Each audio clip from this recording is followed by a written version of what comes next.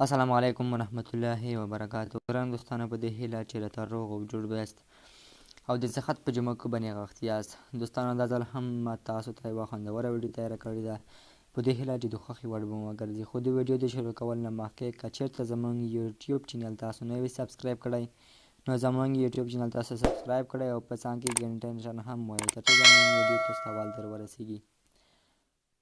جنسي اړیکه څلور ناروغۍ له منځه وړي. له مېرمنې سره جنسي اړیکه نیول نه یوازې دا چې د نسل زیاتېدو وسیله ده، بلکې له خوند اخیستلو سره سره د یو شمېر ناروغیو مخنیوی هم کوي.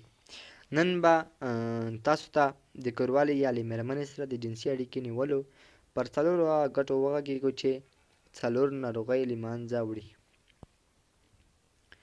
یو، جنسي اړیکه نیمسری له منځه وړي.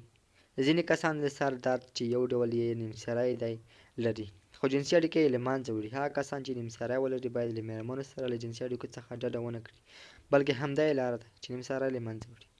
د کوروالې پر مهال بدن د اندورفین په نوم هورمون راباسي او دا د درد له ځای سره مستقیم اړیکه لري او د درد په کمولو کې مهم رول لري.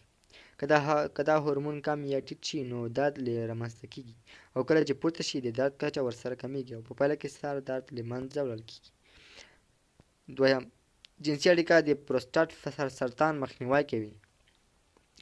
څېړنو څرګنده کړې چې په منظمه توګه کوروالی له سړي سره مرسته کوي چې له دې ناروغۍ څخه وژغورل شي او که څوک په اخته وي کچه یې راکموي. یوې تازه څېړنه کې راغلي دي چې په منظمه توګه کوروالی دغه کسانو چې عمرونه یې له 500 کالونو ډېر وي مرسته کوي چې د دې سرطان مخه ونیسي.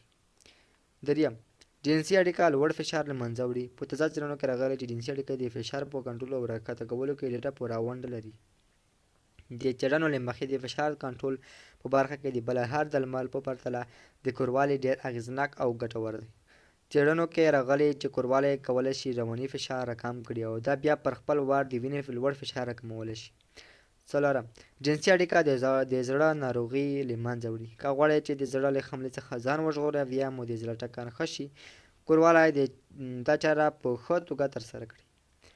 امریکایي مجله چې دغې لیکلي دي امریکن جورنال کارډیالوجي، دا مجله ده. په دې مجله کې لیکلي دي هغه کسان چې په اونۍ کې 2 ځله کوروالی کوي هغوی په پرتله چې دا کار نه کوي په کمه اندازه د زړه په ناروغۍ اخته کېږي.